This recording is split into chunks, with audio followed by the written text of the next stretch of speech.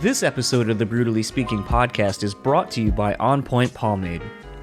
Keep your beard and hair looking on point with their line of pomades and beard oils over at onpointpomade.com. Use our code BSP15 at checkout and get 15% off your total purchase order. So thanks again to On Point Pomade for sponsoring our show.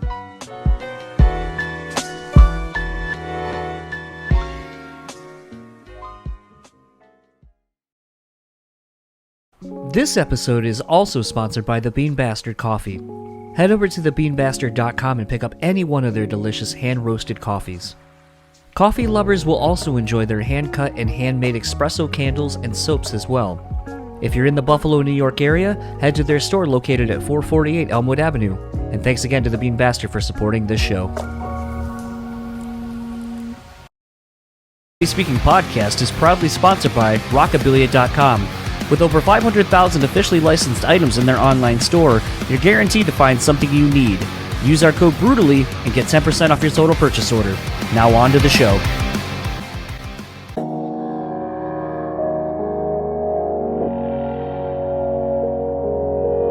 People say you have to have a lot of passion for what you're doing. This rings true because it's so hard that if you don't, any rational person would give up. It's really hard. And you have to do it over a sustained period of time. So if you don't love it, and if you're not having fun doing it, you're gonna give up.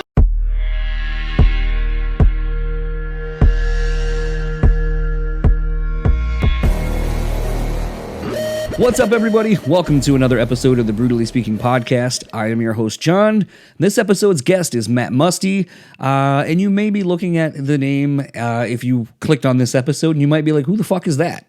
Matt is a longtime friend of mine, started back, maybe about a decade ago at this point. And Matt at the time was in a band called Sun and Flesh out of New York. It was a band that a mutual friend of ours, the band and of mine, put us in touch. At the time I was booking shows, so I brought them out to here in Grand Rapids. We formed a little bit of a friendship and so forth, and then I booked them a couple more times. And then at one point, I ended up booking them a tour around the Midwest. I think it was about 6 or 7 dates over the course of, or 6 or 7 shows over the course of about maybe like a week or so. And that was basically culminating in the last show on my birthday here in my house, actually. And was one of those, and as you'll hear Matt and I talking about it, I felt like I was just kind of not welcomed, and it was very weird, and it's kind of funny. That kind of not feeling welcomed or not feeling like I belong, I guess is a better turn of phrase, is something I've actually kind of been dealing with a little bit more lately. Actually, as of when I'm recording this, I just went and saw Atreyu the night before, or last night, but the night before currently. And Porter and myself were talking, texting, I should say, and we're just kind of talking about some stuff. And, you know, I was kind of making the comments as you know, mediums and tarot readings and so forth have kind of become very prevalent, heavily featured kind of in my life. Signs keep kind of bringing this thing back around to me. And, you know, I was making the comment to him, I don't really know what I'm going to do with the information. And I guess also I'm afraid, what if I find out, I don't know, I guess like that I'm not worthy of something, I guess. I don't know. And I these fears and these doubts. And how that correlates to the chat with Matt is, you know, for a while, you know, once Matt left Sun and Flesh, and then once he ended up kind of getting more studio work and moving out to LA from the East Coast and, you know, getting a lot of these bigger opportunities, it was one of those where I was like, oh, I feel like I'm a bother if I reach out to him.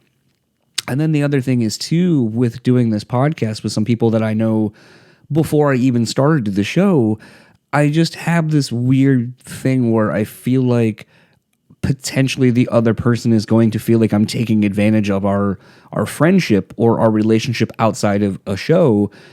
because of the notoriety that maybe they bring to the table or something to that effect. And I never want that. And the other facet of that, though, that is interesting is, in therapy, that was something my therapist and I talked about, was sort of why I don't feel like I am deserving of people's attention or of the accolades or the praise or these things. And, it kind of boiled down to, I guess, how I was raised. I kind of feel like at times, we grew up in the, or at least I did. I don't want to generalize and say this for somebody else. For me, I grew up in the, it's good, but it's not the best. You could always do better. So like, hey, you got an A. Well, you didn't get an A+. Or I came in first. Yeah, but you barely, it's things like that where it's like good was good, but it wasn't the best. And so I think that's where a lot of the stress kind of I put on myself possibly comes from. Actually, I don't think possibly. I'm pretty sure that's actually where it came from. And so it just becomes this thing where it's like, I know I'm doing good and I know that people like me and that I'm not taking advantage of people and all those kind of things. Because if I was, the relationship, the friendship that is there would not exist because it would be one-sided. But it was one of those things in talking with Matt that a lot of these things kind of came to fruition. We talked about a lot of these things. Matt, since I had last spoke to him, has done so much. He has grown so much as a person, as a musician. I would say as a business person. Some of these things are sides of him I didn't really know much about. And since the show has kind of changed from being let me ask you an interview kind of style process and been more of just a casual conversation, I think that's where, I was kind of actually able to learn a lot more about Matt and what he's gone through and who he is. And I think that's interesting. And I think our relationship actually is very much how I need to be moving forward with other friends and other people I know, where it doesn't, literally Matt says it doesn't take but like a couple of seconds to send a text and just be like, hey man, I was thinking of you. And in light of the pandemic and in light of, us getting older and losing people, that's something that it literally takes 2 seconds to just remind someone like, hey, I was thinking of you today and I hope you're doing well. And that's a good thing. Those are good things we should do for people. But we get in our own way and think that we're going to be a bother to somebody. I'm so glad that Matt took the time with me to do this conversation. I'm reminded today, today is just, it's a great day that I'm actually recording this intro, and I know it's longer than normal, and I know I'm kind of talking through my own shit, but I've really been in my own head the last few days. I haven't done a podcast with anyone in about a month, so like a lot of the things I usually kind of work my way through, I haven't been able to. But today, as I'm sitting here recording this, I'm just so filled with positivity and filled with a lot of thanks that I have such amazing friends that I can reach out to and have meaningful conversations about things, whether for the podcast or just in life. I'm sitting here literally, and to kind of plug something, I'm literally sitting here drinking a tea. I think I had mentioned on Instagram a couple weeks back that I bought some more loose leaf teas. I was texting with a friend of mine, Mallory, and she was like, oh, you got to, what are you using? Are you using this to steep it? Or And I was like, oh, I use my Keurig. I got a reusable Keurig cup. And she basically shamed me. And she was like, bitch, I'm going to send you some organic fillable tea bags. And you can do that. So I am currently drinking my white blueberry tea with the tea bags that Mallory got me. And I went up my game in that. But I'm thankful for friends who buy me something so I can enjoy a nice cup of tea the way I guess that it should be versus throwing it in a Keurig. I'm thankful for, my friends in Porter, who spent a little while last night talking with me about some heavy shit and about some of the things that I'm kind of trying to work my way through. I'm thankful for other friends, my wife, who I have some of these conversations with. I'm thankful for you as the listeners for, giving me a space. And maybe you're fast forwarding through all this, but maybe these are kind of becoming what some of my podcast heroes are doing. I listen to Mark Maron go through and talk about his shit, and I'm just like, man, I'm not alone. Somebody else feels this way too, and someone with exponentially more popularity, more success, and all these things. And even after you reach this level of success and this fame and notoriety, you're still dealing with shit, because at the end of the day, you have to take care of you and you have to be okay. And I know this is a very long-winded intro, and I don't typically do ones like this, but I've been thinking so much about, as I'm leading up to the recording of this, just how thankful I am that I have great friends, and someone like Matt who, I think, like we joked, we haven't talked or seen each other in probably 6-7 years at this point, but we're able to just kind of pick right back up where we were. And I think that is the testament of a real friendship. You're not always there, but you're there when you need to be. And when you are, you're able just to pick back up like nothing had ever happened. So without further ado, my long blabbing, I'm sorry. This is my conversation with my friend Matt Musty, and I'll talk to you all on the other side of it.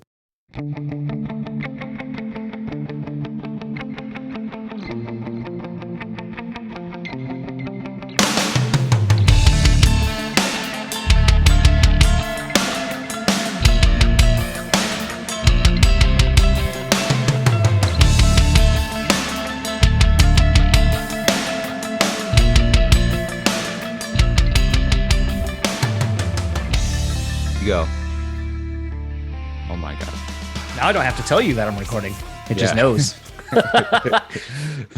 So, I mean, really this thing is just, I used to do like a formulated, like, let's ask questions and all that kind of stuff. And I just found it to really kind of be disingenuous to a degree, because, I'm narrating before I even talk to you, a whole conversation based on what I think is important. And a lot of times I tend to find that when you do that, it's not really how a conversation goes. So it's just easier to actually have a conversation with someone. Yeah. And I mean, like you just kind of said before you officially hit record, we haven't seen each other. I mean, I saw you on that Grace Potter tour, but I saw you for like 10 minutes. Yeah. And then it's always like that. Oh, I mean, that's touring. That's having touring friends in a nutshell. It's like, hey, thanks for the tickets. I want to hang out with you or do something. And then you're like, well, I got bus call and we got a long trip. So see you later. Bye. And it's like, all right. That's and this last summer out with Train has been like, okay, we're a bubble. So I will not see you. Wave to me from the crowd. I'll try to wave to you from the stage. I'll text you after. See ya. Enjoy the show. And it's such a bummer, but every day was just like, oh, thank God we get another day. Well, I mean, I guess that's an interesting thing, because I mean, and I didn't really text you about this because I thought it'd be kind of awkward to text you this and not actually go see it or anything like that. Like, not to be like, oh, I don't want to go see you because I can't see you. But like, you were one of the first kind of bigger tours that was going out. That was correct me if I'm wrong. You did not have to cancel any of your dates. Like, you were able to do the full run. They postponed 2, but not because of COVID. One was a Tahoe show when Tahoe was just on fire, and that is a terrible situation over there. So they obviously canceled that because of like air quality. And then some venue had some other thing, but nothing on our end had to be canceled for COVID. And that was like, holy cow, I can't believe we just pulled this off. So being one of the first bands to really kind of tour fully, full production crew, everything, and having successfully completed the tour. I mean, how was that? I mean, that you are, like I said, there's a few tours wrapping up now, but like, you're the first person I've talked to that's legitimately done a full tour. And I mean, how was it for you? What was, I guess we'll just start there. It was short and sweet. It was 5 weeks, which is not a full summer tour for these guys. And it was just, once we realized we were okay, as long as we were smart about stuff, that of course it's always a roll of the dice, but we got lucky and we were smart. So once that was established, it was just like, okay, we haven't played for 2 years. We're just going to be on the bus watching TV every night and like, just hanging out like the good old days, like your first tour, and you're just like ready to hang and be a part of the thing, so it was really fun to have that young energy back. I think everyone got a kick out of it. No one got sick of each other, and we were just happy and grateful to be out there. Sounds cliche, but it was a real gratitude thing of like, okay, I can't believe we get to do this, especially now. So we were really fortunate. You kind of hit on one of the other ancillary topics I was going to ask about it, but with basically, and, for those that maybe won't know this, and we'll kind of get into this probably in a little bit too, but like, yes, you are the drummer for Train. Yes, you've done drumming and touring for other bands and so forth, but you're kind of also in this studio musician world where, you're not actively going out and playing, a summer's worth of gigs and so forth, or you might locally, but, it's one of those where I think a lot of people, touring is like getting to see your friends, going to explore the cities or countries you're going to for the first time and getting local flavor and so forth. So, it's, you're only getting to kind of do 1/3 of what makes touring fun from my perspective. Yes. Yeah. You kind of already said that it was fun at least getting to hang out and tour and stuff like that. But was there kind of a part that made you realize like how much, like, yes, getting to play the shows is awesome, but how much you miss even the other aspect of it? Oh yeah. There was definitely a piece of the puzzle missing, but thankfully, like I said, no one got sick of each other. If it was a bummer hang, then it would have been totally a really much harder 5 weeks. But it was just like kind of just like old times in a way. And we I know everyone kind of pitched in and made it seem that way because we knew that element was missing. That's such an obvious piece of the puzzle that to lose it was could have been really hard, but luckily it wasn't because we all had each other. So I kind of wanted to go back to a tour we did, a real shit tour. I've talked about it. No, I don't think it was shit. That's the wrong way to put that. Because when I say like those are some of the times where I learned the most in my life about what happens, what goes into this, really? Yeah, totally. Because now with like a nicer situation, your stuff is spoon fed to you. You get a day sheet, what every half an hour of that day is looking like. And in many cases, you don't start your day till 4 p.m. And it's a wonderful situation. But if I had gone straight into that, I don't think I would appreciate it as much as I do. Having done the legwork and having done the long drives and losing breaks and having to share a hotel couch, and like whatever, or not even a hotel, a floor, and just whatever it is, those were informative years, I think. And it's good to do it while you're as young as we were.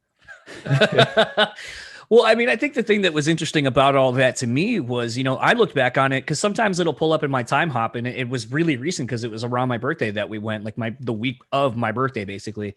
Yeah. And, I was going to places I'd never been, like to Milwaukee, to, playing in the outskirts of Chicago and stuff like that. But it was one of those, at the time when I wanted to be a booking guy, or a booking person, I was like, all right, let's see. Like this, in theory, would be kind of the next step, is trying to book tours for people and kind of becoming like a booking agent outside of my local area. And it was one of those where, I was really excited to go hit the road. And the thing that I thought kind of sucked is like, I was under the impression, you guys being from New York and all that kind of stuff. And especially the first time I brought you out, like, you had an LED wall and all this kind of stuff behind you, like more than any band I had ever seen or booked really at that point.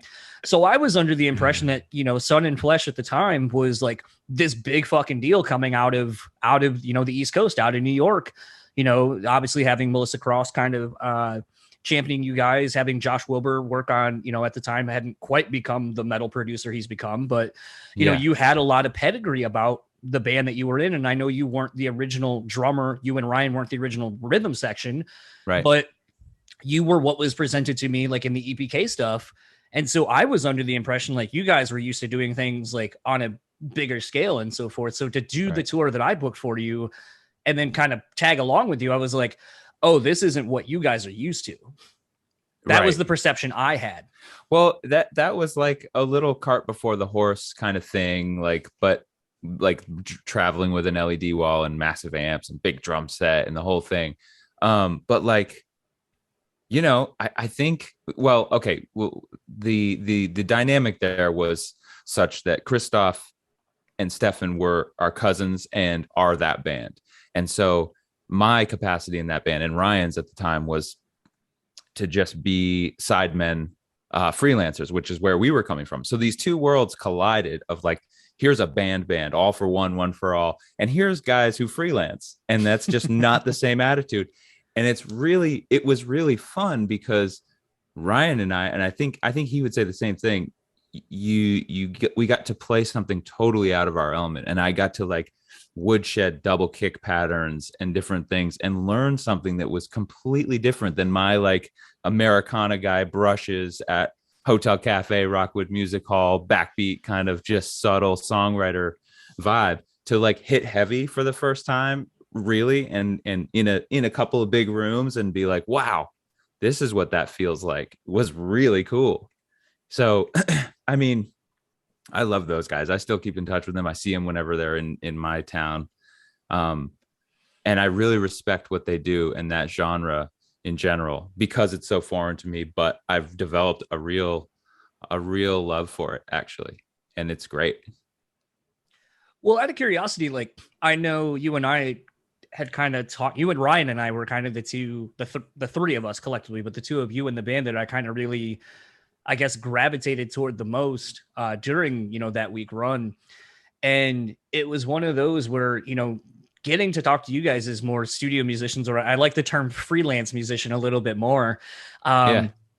I think that's like just such a fascinating world. And it's one of those for me where, I kind of grew up watching, and being the guy who's like looking at liner notes, looking to see who extra musicians are on stuff and so forth, getting to talk to Eric Martin a couple of weeks ago from Mr. Big. And, he's constantly like a behind the scenes kind of guy doing, backing vocals for stuff or writing for other things and, sync opportunities and so forth. So to me, it's like, I know that's such a world that, can make a full career out of it. But unfortunately, it's one of those where unless you're in the know, people like that don't get the recognition they really deserve for playing on some of your favorite albums and some of your favorite parts on records. Yeah. But a lot of the times that type of personality, I've noticed, they're not out for that. Not to say that someone who gets to take the credit and all the glory on stage is, but a studio lifestyle and freelance kind of thing is a little bit more just like you're a studio rat and that's what you do. It's less about touring and more about playing great tunes and not having to play the same tunes for years and years and years. Everything is fresh and different. And at least in the old days, you'd clock in and go to work, and Hal Blaine in LA would play on, 12, 15 songs that like 10 of them became number one. And that was one day for him, and it's just such a beautiful craft. I love it so much. And I love all facets of it. I love being able to then hit the road, especially with something you worked on, or that someone else that you're a fan of has worked on and you're mimicking their parts or doing your own interpretation of it. It's such an interesting job and career. I'm just grateful to have something that keeps me hungry and interested every day. It's really cool. Do you find that in some situations, we'll say like with the Sun and Flesh thing, possibly with the Grace Potter and even with the Train stuff, that it has allowed you to learn how to be more of a chameleon, to adopt so many different styles and have to be a quick learner of yes, the little nuances of other people? Absolutely, because there's plenty of times on in my experience on tour where you're about to go out and play for however many people, and an hour before the show, someone's like, okay, we're going to do this cover tonight, or this deep cut album cut thing from years ago that none of the band has ever heard, or at least I haven't, and I have to go learn that quickly. It's all of my past experiences have made that moment much easier than it would have been without that history. Do you find that you parlay that skill into life with people that you meet? No, I'm a big dummy with anything outside of hitting drums. Really?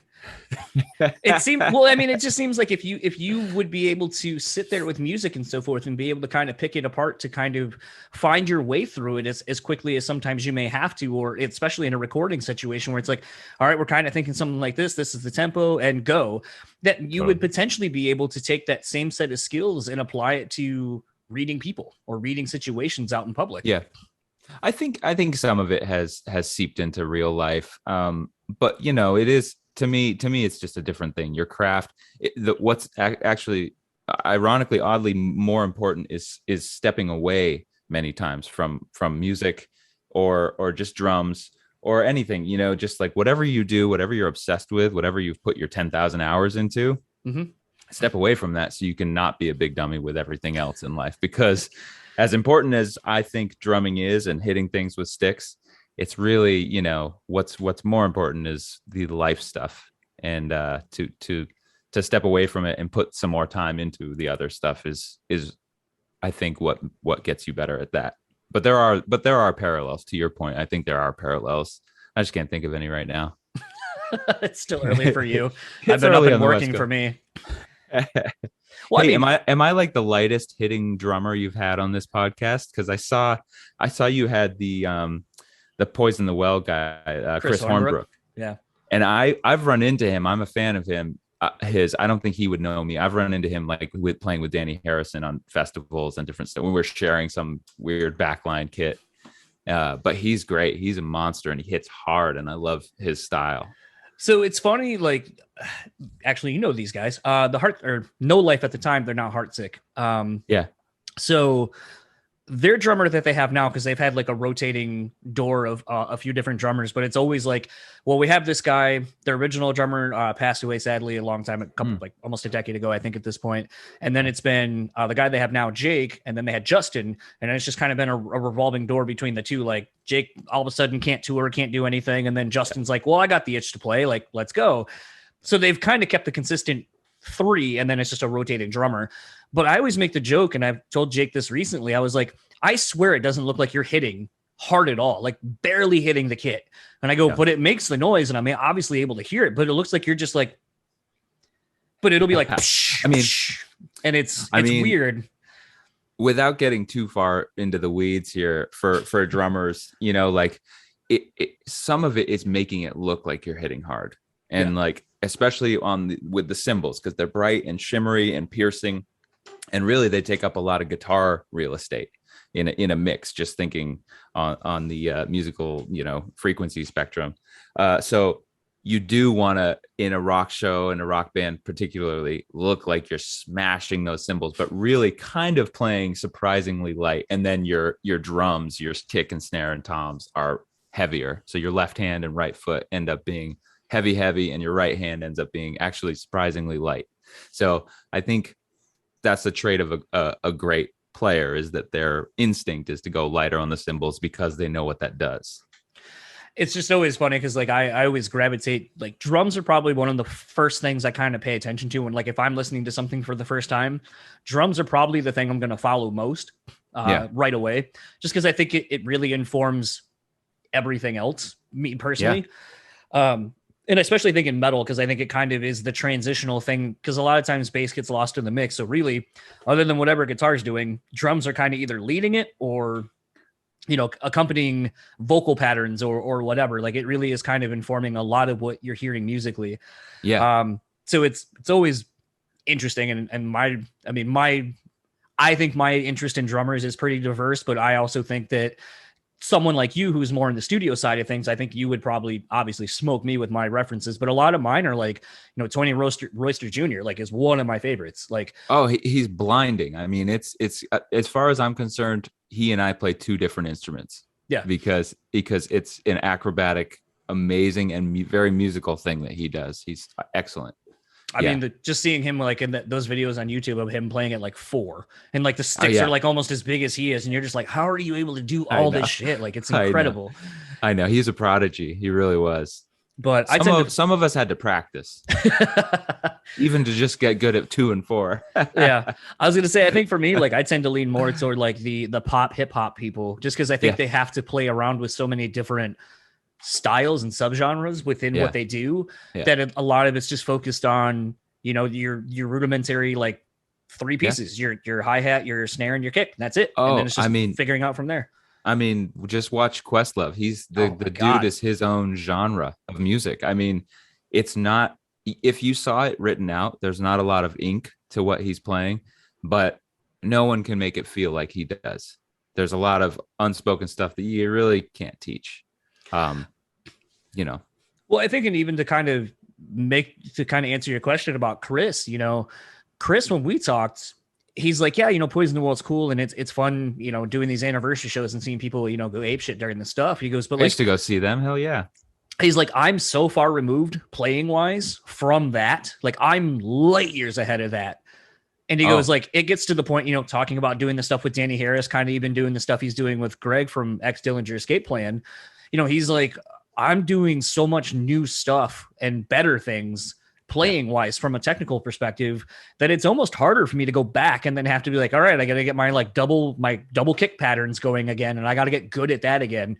Totally. Play if you don't a couple keep of shows. Your legs. Yeah, seriously. If you don't keep your feet warm, like I've totally lost my double kick anything that was developed during Sun and Flesh days when we met. Anything like that. I mean, damn. I mean, like my first band with my like high school garage band was a ska band and a punk band, and we do goddamn yeah. So a lot of D-beat stuff. Yeah, and that stuff. There's not a chance I could play it right now. I would need a week to like go and shed, and it's not dumb. It's just foreign right now to me. And whatever's in your hands currently is the thing you gravitate to, but then you pick something else up. And it's just this evolution over decades of trying to figure this instrument out. But ultimately, I think I enjoy playing music more than I enjoy playing drums, if that makes any sense. I love being a piece of the puzzle. What, at this point, because I don't think I've really ever gotten to talk to anyone on the show that's more of kind of the like studio side of things. Yeah. What, I would say you seemingly are just percussion and drums, maybe some backing vocals, it seems like, and I see like I know that guitar. I just can't remember what it's called. That's behind you. That's a Roland G707. Okay. I know like the guys pickup. As I say, I know like the guys in Orgy and stuff like that. And Julian K use those for a lot of their stuff. It's totally cool. What a cool instrument. But I don't recall really knowing if you play like guitar or bass or stuff like that, but I would imagine given the vibe of what you do, you've probably picked it up at least, I would assume. I started playing music on piano. I started taking keyboard lessons with my mom. I kind of grew up, she's a church organist of 40, 50 years. And my brother and I grew up turning her pages in church. So we would end up reading the shape of the music, getting early education on like how music flows and what this shape is going and when we should start thinking about turning the page. And sometimes we'd be late and mom would be like, yeah, go. But that was the early thing. And piano, there was always a piano and a guitar in the house. Drums came a bit later, like third, fourth, fifth grade. I don't really remember, but yeah, it's always been more music focused than drum focused. Of course, there were years that I was heavy into and still am, practicing and doing rudiments and studying the drums. But ultimately, yeah, it's more, I think to be the dumb drummer in the corner in a musical conversation who's like, yeah, I mean, I don't know, do whatever you guys do is kind of it's a sad thing because you should be a valid musician too. And know the language a bit. When you go to the 4-chord, you should know what that is and what that feels like. So it's funny you kind of say that. My musical background is lack of schooling, of technical knowledge. A lot of what I do is just feel. And, it was really funny. I remember getting the nerve one day to play with Stefan. Like there was a guitar and I just was playing it. He's like, oh man, you're really good. And I was like, no, I'm not. Like I have never been taught anything. I'm all self-taught. So I probably have a lot of bad habits. But it was one of those things where, I remember jamming with some people a while ago, many, many years ago. And they were like, all right, pick a chord. Yeah. And they're like A, and someone's like, all right, you G, F. And then they're like, all right, we're going to play it. Like that's our chord progression. And I was like, that doesn't sound like fun. Like I guess there's room to improve, like improv in there because like this is the keys and the scales and so forth. So like, there's like your little wiggle room. But to me, it's like, I feel like, I come from and always heard of stuff where it's like you get in a room with a bunch of people. I might be jamming on a riff. You're like, yo, that's pretty cool. Keep doing that. I have something. And then someone else comes in and then someone else comes in. And it's all about the spontaneity of creating out of nothing, not being so, I would say, rudimented in this is the key that we're going to play in and go. Right. I mean, everyone, the process of writing a song or a piece of music is so different for everyone. I mean, a lot of people start with words. Hmm. You know, a lot of the greatest writers in the world start with words. I could never do that. I know for me, it's always musical. But back to what you were saying about being self-taught, there's nothing wrong with that. There's way too many people who are far too educated for their own good in music too. You know, sometimes you have to be able to access the quote unquote dumb stuff to really fully realize where the song's going and not get in the way of it. So there's such a fine balance, and it's different for everyone, but that's why there's so much different music. You know, that's why Rush is so cool, because they don't give a shit about what you know, what you think and what you think is a fun easy thing to dance to. They're going to go and show you how nerdy they can be, and it's great, you know. And I think being open to a bunch of different genres of music is huge. I had a bunch of early teachers who were like, no, don't be so so judgy on everything. Here's this West African music, and here's this jazz record, and here's this and that, and you just ultimately gain a respect for everything without poo-pooing it. And I think that's really been an important part of my life and career, is just not being closed off to stuff, especially the metal. You know, the metal band is like, okay, I'm not going to say no to this, because this could be really fun, different experience. And it absolutely was. I think it's just so interesting, because I remember, especially on that run we did, you know, I think at the time Gojira was really kind of coming into prominence. I think like Architects was kind of getting big over here in the States. We were listening to Bring Me the Horizon nonstop.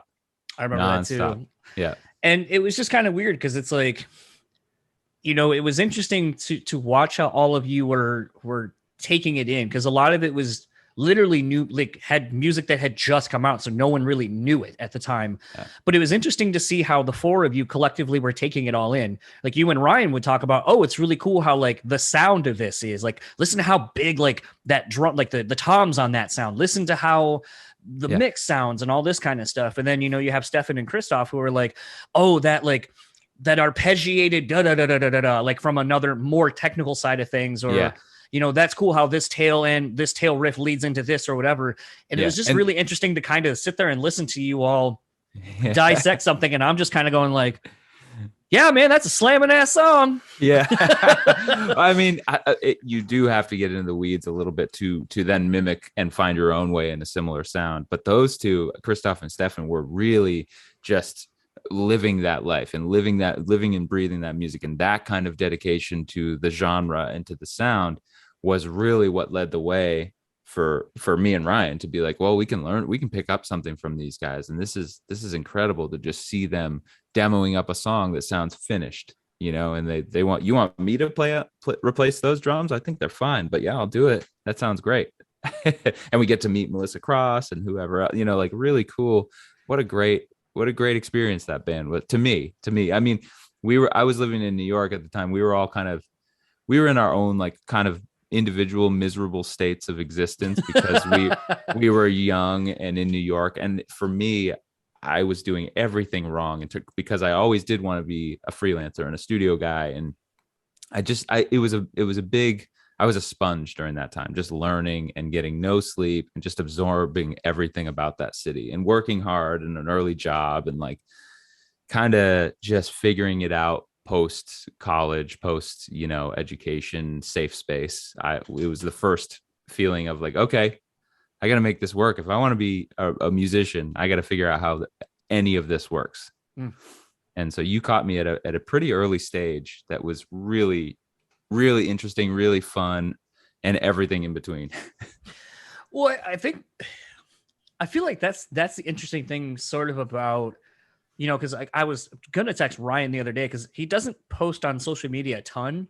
So he's one of those sort of like you, where it's like, because social media has become such an integral part of what informs our interpersonal relationships, I feel like if you just kind of, because the algorithm will be like, oh, well, you two don't communicate as much or interact with each other, so we're going to put people that you do in the forefront of what you see. And so what ends up happening at that point is you almost kind of lose touch with people. And I think the interesting thing is like knowing that you and I were kind of like, you know, reconnecting again because I always feel like the hard part for me a lot of times is I know how busy I am with my own bullshit just doing this. I can't imagine, I know tour is a hurry up and wait game, but I also feel like if I'm one person and I know I want to be like, hey, like, I'm more inclined to just text you and bullshit. Well, okay, like you got family, you got probably your closer friends, and then people you're on the road with and so forth. And I'm like, now I'm just compounding onto things that I deem to be more important or people who are more important. So I'm just like, I don't really have anything important to say. So I'm just not going to reach out and text or nothing. But like, it was one of those like where I've been kind of thinking a lot more about it in light of, the pandemic we've all gone through and losing some friends and so forth, where I'm like, I should be a lot more like, that's the whole point of texting. I can send you a text and just be like, hey man, blah, blah, blah, blah, blah, whatever. I don't know. Watch the Gary Busey movie, or, hey, did you see the new Val Kilmer documentary thing that he put out? Fucking incredible. And then it might be a week and then you'll reply. And it's like, that's the beauty of texting, is like, I can do that and you can get back to it whenever you want. Like I'm of the belief that it's always worthwhile to tell someone you cross my mind, or I watched this Gary Busey movie that reminded me of you.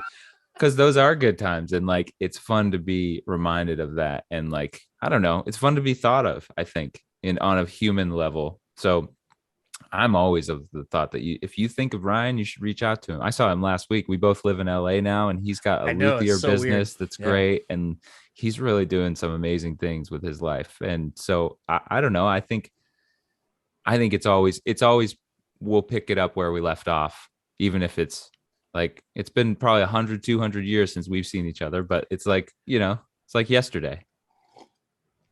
I know, it was funny. I was watching, I was listening to Doc Coyle. He has a podcast and I was listening to his show, and they were talking about action movies. And then he was like, oh man, Under Siege is like one of the best action movies of all time. And the big crux that he kept getting stuck on that I think is so hilarious, and I can't believe I've never thought of this, but he was like, I mean, think about it. The band in the movie that are all bad guys are a fucking great band. Like, you have to like where do you find a great band? And you're like, okay, we're going to do some sketchy shit and we're going to da-da-da, but you also need to be a great fucking band too. Yes. And I was just like, that's such an absurd, like, thing to latch onto about that movie. But then he's like, Gary Busey's in it, and like obviously he's a good musician, like he was in the Buddy Holly movie, like he's done stuff to prove that he is a formidable musician, right? But we just think of him as crazy Gary Busey. And then like when he was talking about that, I was like, oh, I wish I could I found it the other day actually, but the postcard you had sent after the tour, yes, and I was just like, it's so fucking funny. And then thinking about well, you have to explain to your listeners what the Gary Busey joke was. Well, I think at the time, and this dates this too, I think Life with Busey was out, like the show. Maybe. I mean, I didn't know any of that, but on my end, it was like if you quote unquote got Busey'd on this tour, that would be like, okay, you're looking at your phone going, okay, so the next city is Chicago, and I think we can hit this restaurant on the way, and then you'd show someone your phone, it's just a picture of Gary Busey. And the stranger, the better. And you just, you got, and that's how you pass the time. And that's how this works. That's how this whole industry works. It's just jokes. At least for me, it's you have to not take it too seriously and, get Busey'd once in a while. Well, I think like what's interesting too, and this is why like I love hanging around with people who tour, because it is a very inside world. Like it's a very insulated world. And the jokes can't help but be. Yeah, absolutely. But I remember like for you guys, or at least more so, I think Stefan, they had like, he had just seen the Unforgivable YouTube video. Oh yeah. I mean, at that point, that was a good 6-7 years old. Like it had already ran its course pop culturally. Totally. So for him to bring it back, it like made it all new again for me. Yeah. And then I had come up with the idea. I was like, what if you did the adverse of it and made The Forgettable? Like where it's like, it's this dude doing the same thing. He's equally aggressive, but then he's apologizing instead of being like, well, that's your creative mind. That's why those things, that's why the internet exists, is for stupid shit like that. And for us to laugh, and then maybe something cool comes out of it too. I love that. I mean, this past tour with Train, all we did was watch that I Think You Should Leave show on Netflix, and just like every time on the talkback mics, it's like, I just don't want to be around anymore. We did way too much, all these stupid little jokes, but like, that's what it is. That's what passes the time. That's what helps you get through and like, be strong out there. I can imagine Actually, I don't know if he would do this in a live setting, but it would almost be funny if like, Pat's talking in between songs and then brings something up inside of it just to get a pop out of all of you on stage. Oh, it's always stuff like that. It's always little hidden gems that you have to decode. And if you're in, you're like, oh my God, that's the funniest thing I've ever heard. And he's a genuinely funny guy and like dark humor, really, really good. Like our people, and it's great. This is maybe a weird segue into something completely random, but correct me if I'm wrong. Were a Howard Stern fan, aren't you? Or weren't you? I'm a huge Howard fan. Yeah. Okay. I know he had Mick Jagger on last week. I know. I haven't gotten to check it out yet. Actually, I saw, because I got a bunch of friends in North Carolina. I guess Mick went to a hole in the wall dive bar and no one recognized him. I heard that. And he like posted a photo. That's Yep. that's a little sloppy for the bubble tour, but Yeah. whatever. He's Mick Jagger. What are they going to do? Fire him? Well, I was going to say, I mean, if nothing killed Keith, Keith, I think at this point, they're all immune to anything at this point. Yes. Yeah. But I was going to say, I know like Pat's a pretty big, or pretty close with Howard. Like, has that been something where you've actually now gotten to meet Howard at all through? I haven't yet, but I will say that more than anything, that is a bucket list thing for more than like Madison Square Garden or winning a Grammy or something lofty like that. Going on Howard's show would be the ultimate thing for me. So I hope that I get the opportunity to do that. And I hope that I don't say anything stupid. It's so weird. So I've been playing MLB The Show, the baseball video game. Yeah. And I hit a home run. Red Sox Yankees for the wild card on Tuesday. Yeah, that's fine. I'm a Braves fan. Come on. Yeah, I'm a Braves fan, man. You know that. Same team then. Boston Braves, old school. Well, there you go. So, but I'm still, because I have too many friends that are rooting for the Yankees, I'm going to go with the Yankees. Oh my God. All right, I'm hanging up. See you later. It's good talking to you. Yeah.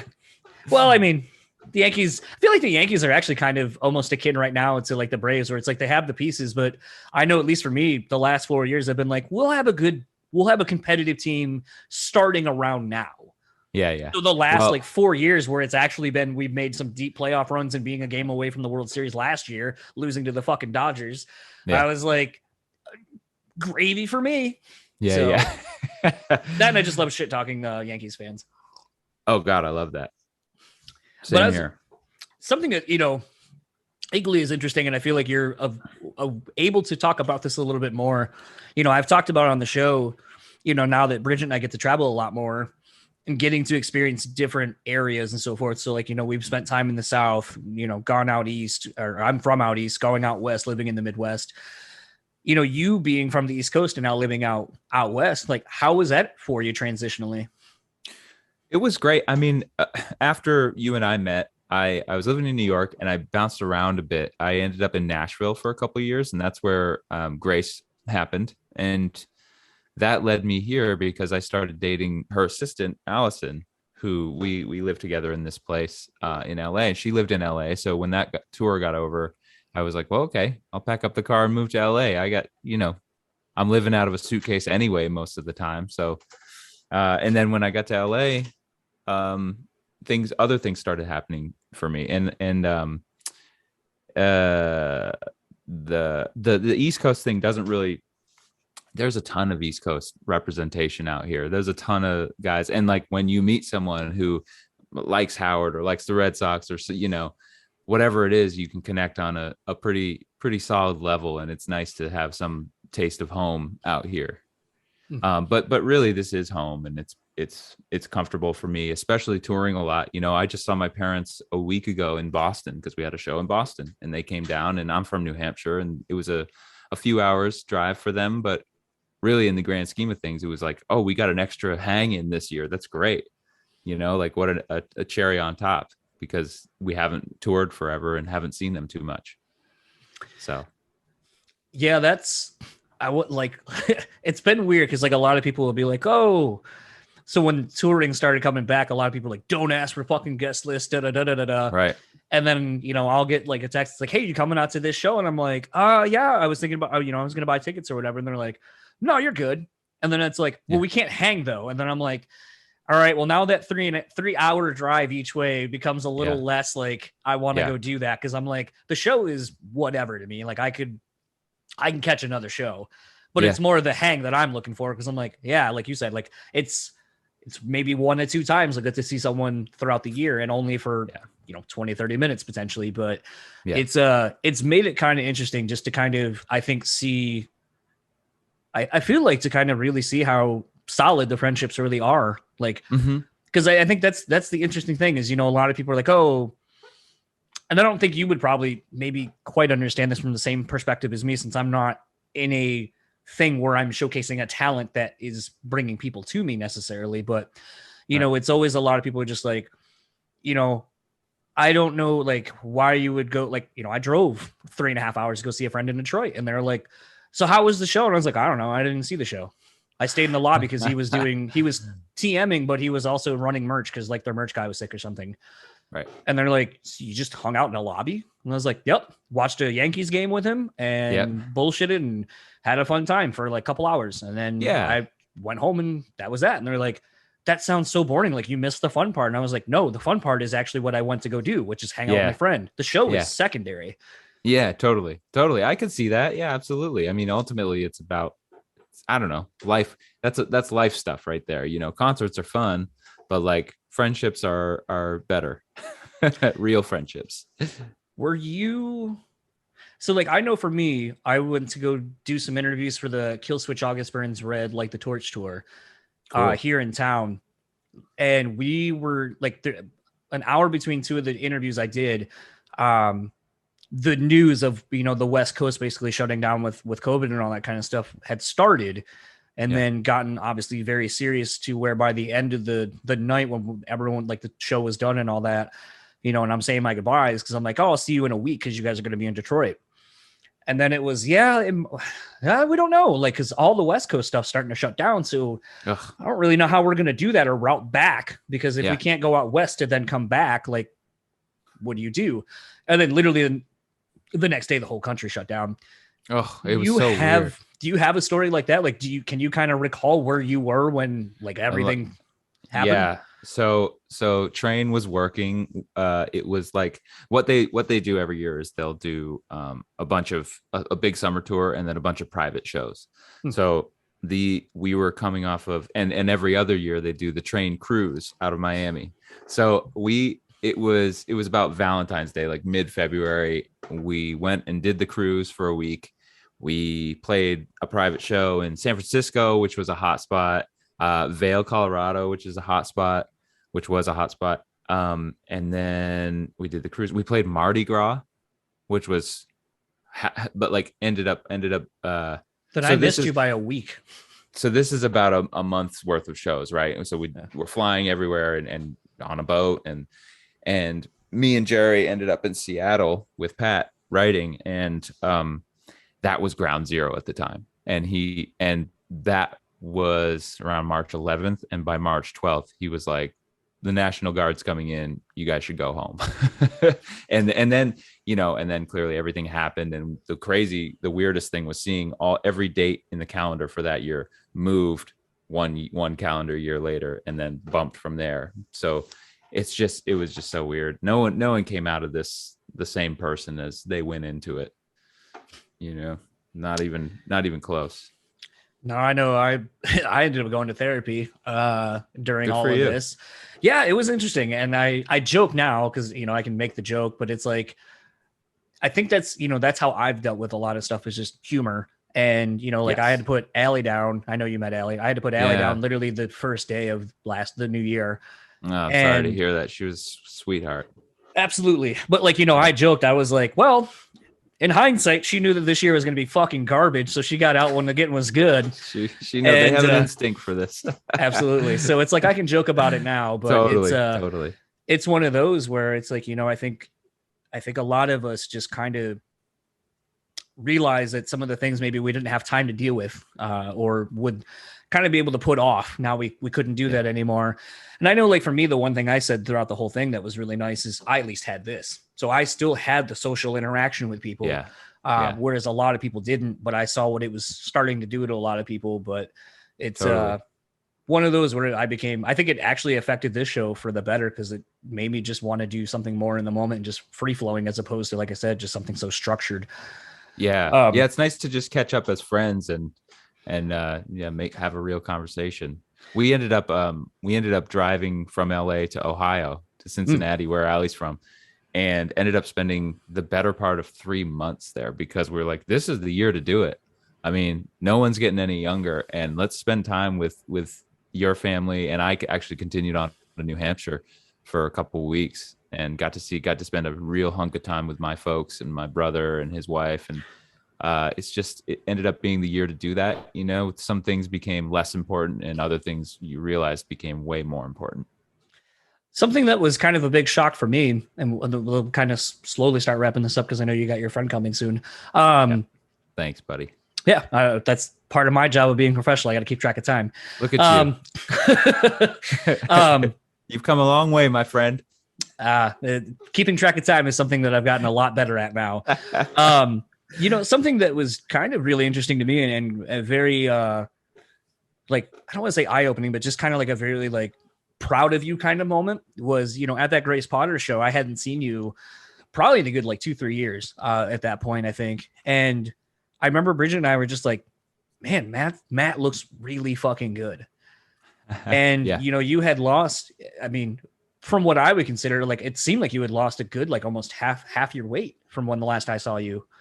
Yeah. And like, I don't think I've really heard you, and you don't have to talk about it if you don't want to, but I just think, you know, in light of talking about being, making positive changes and so forth, kind of walk me through like what happened. What was the catalyst kind of for that? Because it just seemed like out of nowhere. Well, what happened after New York was I had gotten married in New York. I had kind of retreated to New Hampshire, and we realized that we were growing apart, and we had a really amicable divorce. And I bought a car and headed to Nashville. So in that time, and New York was pretty miserable for me. So I was overweight and not making healthy choices. So as soon as I got to Nashville, I started running. I picked up running. My brother actually put the bug in my ear before I left. And he was like, we went on a couple of jogs just locally back in New Hampshire. And he kind of inspired me to get going on that. And so I kind of tortured myself in Nashville. I would go out in the middle of the summer into Shelby Bottoms, which is like kind of a greenway space. And I would run. I would put on Bring Me the Horizon and run like crazy at like 2 p.m., the hottest point of the day, and just sweat it out. And I lost about 50, 60 pounds just from doing that. And of course, from touring, you know, like just playing a 2-hour rock show with Grace every night, I was sweating my ass off. So I just worked hard and got inspired and did it. And luckily have kept that love affair with running and just being a little healthier since. So I think hopefully it added years to my life. We'll see. It was just definitely one of those where, you know, I didn't feel like there was like, and that's the thing. And, you know, like, cause I've kind of gone the opposite way where it's like all the weight I wanted to gain when I was like a twig and couldn't, it's like, now I've got it. And, you know, I was just having a conversation the other day with someone where I was like, you know, I could probably stand to lose, you know, probably a good 20, 30 pounds. And I go, but here's the thing. Like, I spend a lot of my free time doing this. Like, I'm working on this around the clock, editing, doing all this other stuff, setting up emails, you know, putting in the work. Still working, you know, 2 jobs basically. And you're not smoking, are you? I've never smoked. Okay, good. No, never been my thing. I smoke. Well, not right now because I'm working on getting another job because I apparently don't have enough free time. But weed is a thing that I've been partaking in the last probably year and a half just to like help sleep and get normal sleep because I'm not very good at sleeping. And was one of those things where I had said to someone, though, they're like, oh, I could too, or I wish I could too. And I was like, you can. I was like, and I can too. And I go, but I was like, I just came to the point where I've been able to maintain the weight I'm at for a good 5-6 years. Like either like a couple pounds here and there, whatever. Yeah. But if I'm not willing to do something about it, then I'm not going to beat myself up about it because I'm choosing not to make a choice. Like I'm choosing to stay in this pattern. And until I'm ready to break out of it, then like that's on me. But like I'm not going to sit there and be in this perpetual state of, well, I'm out of shape and I want to work out and and then like now you're just beating yourself up. And it's like either commit to doing it or commit to not and being okay with who you are. I think it's really cool that you're not making bullshit excuses for yourself. You can't. Yeah. And you're like, I'm choosing to do this, and I'm not overweight, but I'm comfortable and good. And like, if and when I decide to take the next step, I will. But you're not making some excuse of like, well, I can't because this, and this. That's a tough type of person, I've learned, who makes those excuses for themselves. So I think that's a healthy trait. Well, I mean, it's funny you said bringing up running, because like Steve Prefontaine was always one of my early inspirations running track. And now we're just getting some of our fall weather to start rolling in. And I'm like, and I've been telling myself, I hate being hot. I run hot to begin with. Yes. Yeah. So I'm like, I could go run in the heat of the middle of the day, but that would be even worse for me. So I'm like, fall comes, I think I'm going to be and do what I used to do when I would train for track season, which is start running now when it's colder, wear sweats. Yeah. And then you sweat out that way. And then even run in the winter time, because then you can wear little layering because you're already getting warm. I love just it. do that. So I think I love running in Cincinnati, man. In the winter, I put on long johns, top and bottom, and just go for it. And it's so much fun. So much fun. I don't know. I love it. And don't bum yourself out with it. Run like a half mile. Yeah. And then don't bum yourself out so that you're not trying to do it the next day. Make it so it's fun so you can do it the next day. I don't know. It's everyone's individual journey, but it's a good one. It's been a good one for me. And then I guess we got 5 more minutes ish. Yeah. Sorry. No, it's totally fine. I'm just, because I hate like ending it so weirdly like that. So I was just kind of like, all right, what's something else we can kind of end up. Yeah. So on a fun like last question, I guess, what are you, because we're winding down this year, getting ready to go into 2022, which is weird to say. Mm-hmm. What are you most looking forward to end this year, and maybe what's a goal you have going into next year? This year I'm looking forward to the holidays. I think I'm going to go to Nashville for a bit. I think we're just going to take a trip because it's been a busy couple of years, actually, just like kind of nonstop. We were very fortunate to have really good problems. Allie works for the Petty estate, and I am able to work too. So that's where that plaque came from that you posted about. Yes. Yeah. Okay. So we've been fortunate to work, and I'm looking forward to not working for a bit and just being with family and enjoying the holidays. Awesome. That's a shitty answer, but it's the truth. Yeah, that's the one nice thing about it. Yeah, it was a shitty answer. Well, no. I was gonna say, I think for a lot of people, though, for those that maybe don't know, this is, and that's kind of what I was saying. Like, I can look into next year with you, because the industry starts shutting down right around Thanksgiving. Not doing a whole lot at that point. So it's really, that's the wind down for you to where you can kind of start looking at time that you have for whatever else. But then you also start looking at, well, next year I have, or we're looking at doing, and then you can kind of be like, I'm excited about whatever those things are. So it's a unique opportunity to kind of be in. Yeah. I'm not looking as far ahead as 2022 yet, because as we've seen, you can't really predict what's going to happen, but I hope for the best, and I hope everyone stays safe and smart. Where can everyone find you, or whatever you would like to plug online? Oh God. Well, I think just Google my name and all my stuff will come up. Matt Musty. That's me. And I can assure you that he is actually not musty. He's actually smells pretty good. Thank you. Yeah. I've been this is what I came on here for. So you could tell the people. It's low hanging fruit, man. You know me. Yeah. I will pull any joke I can out of anything. I'll go there too every time.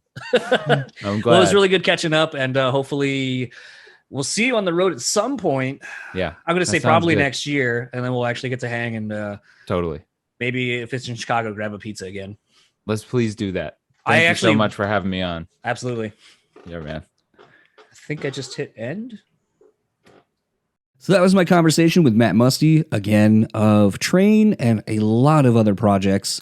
When I just see Matt post, he's not very active on social media necessarily, but when he does post things on Instagram and some of his stories and so forth, and just him working and working on creating sounds and getting the right tones and experimenting and stuff like that with other musicians, that's the kind of shit that like really intrigues me as just a person who loves music.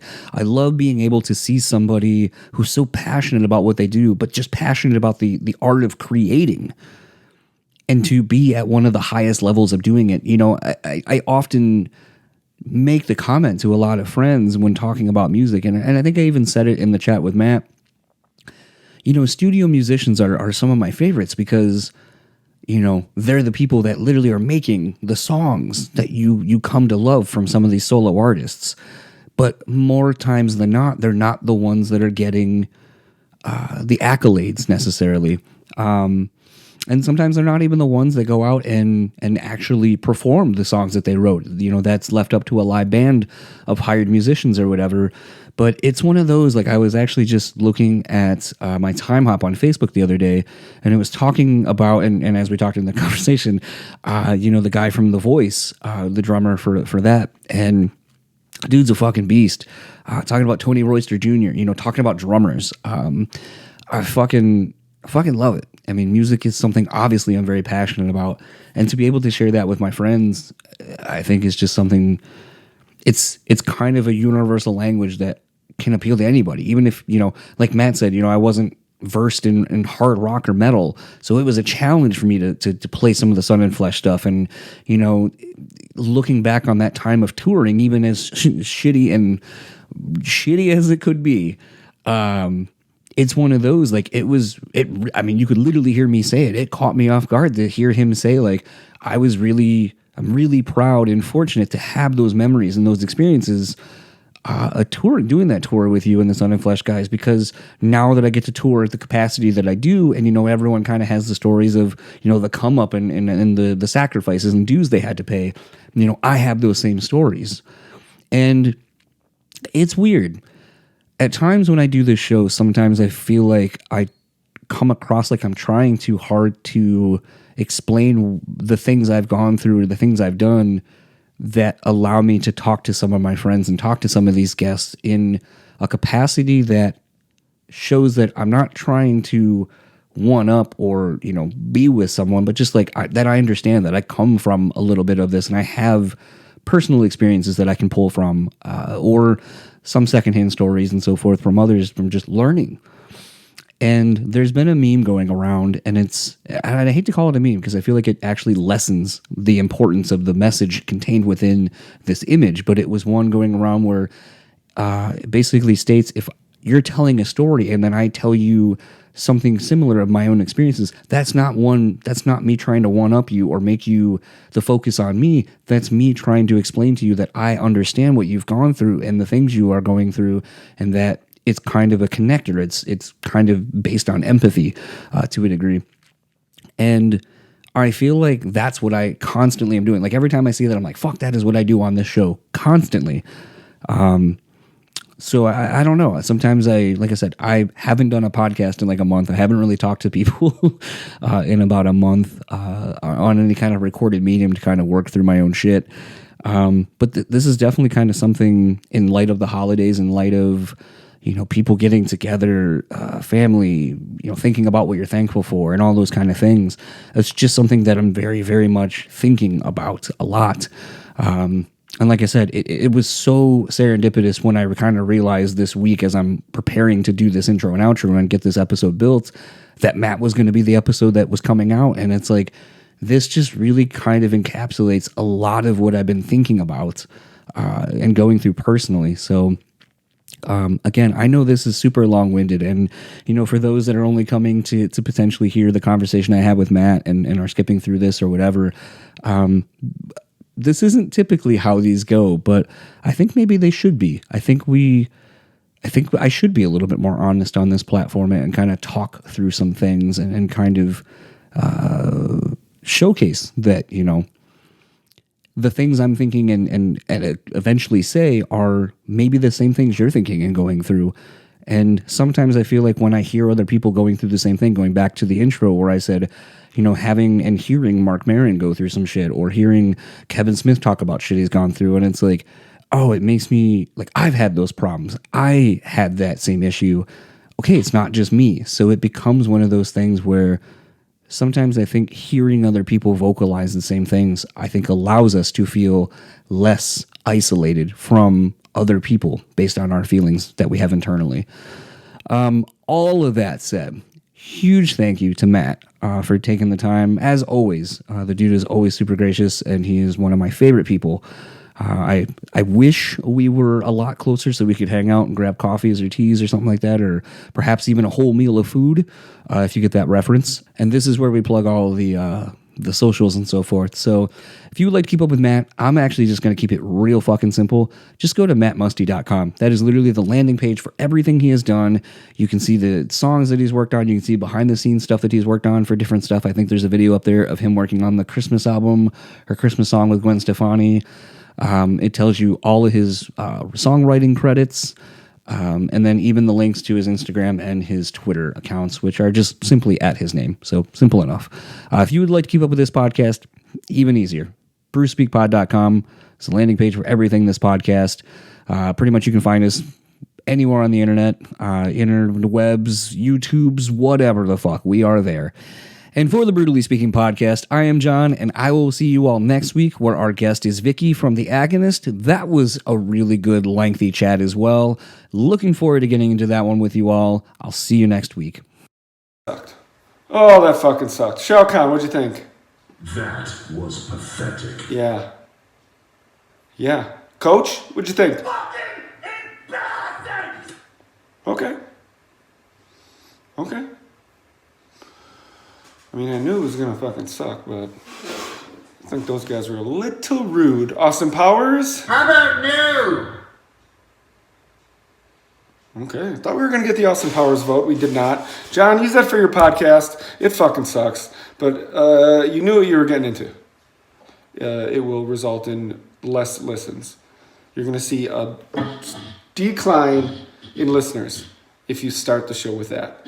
You're going to see 30 seconds in, the number will plummet. And I will be there at the bottom of the plummet saying, I fucking told you, don't use this fucking riff. It sucks.